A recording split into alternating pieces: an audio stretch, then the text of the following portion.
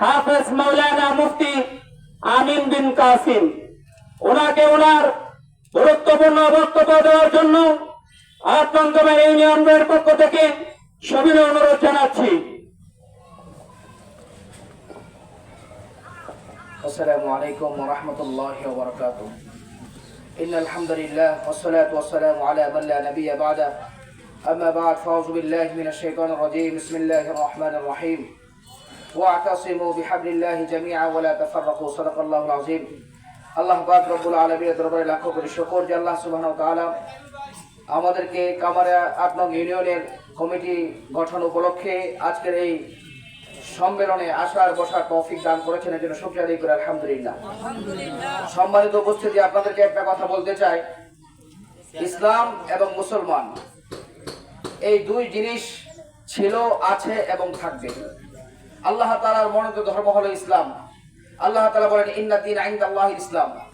ইসলাম ছাড়া অন্য কোনো মত, অন্য কোনো পথ, অন্য কোনো মতাদর্শ এটা টিকতে পারে না। কি বলেন আপনারা?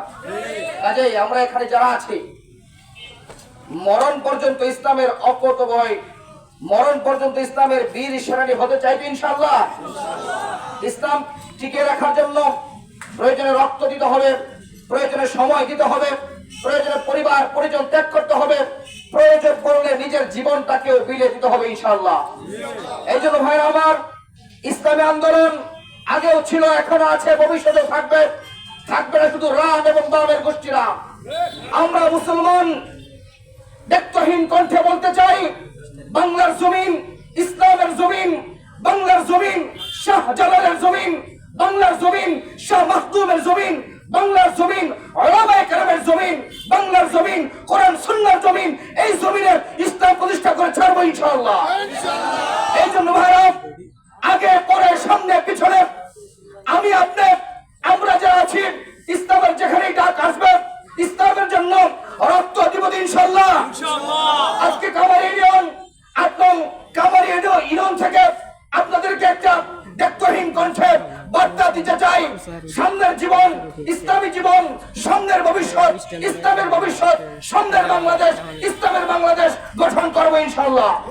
এই জন্য ভাইরা, বিশেষ করে যুবক আমরা যারা আছি, ইসলামী যুব আন্দোলন, ইসলামী ছাত্র আন্দোলন, ইসলামী শ্রমিক আন্দোলন, ইসলামী আন্দোলন, যত অঙ্গ সংগঠন আমরা আছি, আমাদের সকলকে সকলের স্থান থেকে একটা প্ল্যাটফর্ম তৈরি করতে হবে, একটা কমিটি ভিকটিম তৈরি করতে হবে। আমরা যেন যত রাম এবং বাম আছে, যত সেকুলার আছে, যত মতাদর্শ আছে, সমস্ত মতাদর্শকে নদীর ফেরার মতো যেন বাসায় দিতে পারে, এই জন্য সংগ্রাম করতে হবে ইনশাআল্লাহ। আমি আমার সংক্ষিপ্ত বক্তব্য এখানেই শেষ করছি। আল্লাহ পাক রব্বুল আলামিন আমাদের সকলকে দ্বীন ইসলামের কল্যাণে সামনে এগিয়ে যাওয়ার তৌফিক দান করুন। আমিন। ওয়া মা আলাইনা ইল্লাল বালাগ।